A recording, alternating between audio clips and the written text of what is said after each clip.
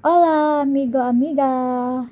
Ngayong araw ay papunta ako sa Chinatown para makita ang paghahanda sa darating na Chinese New Year.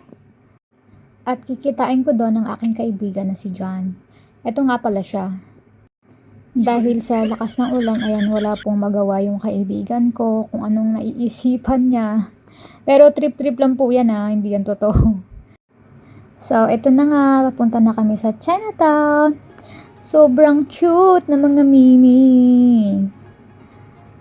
Gusto lang namin makita ang paghahanda sa darating na Chinese New Year. Kung makikita nyo, ang mga tindahan ay punong-puno ng mga dekorasyon, mga pulang lanterns, mga simbolo ng kasaganahan, simbolo ng magandang kapalaran sa darating na taon. Bumili nga din pala kami ng ampaw o yung pulang envelope.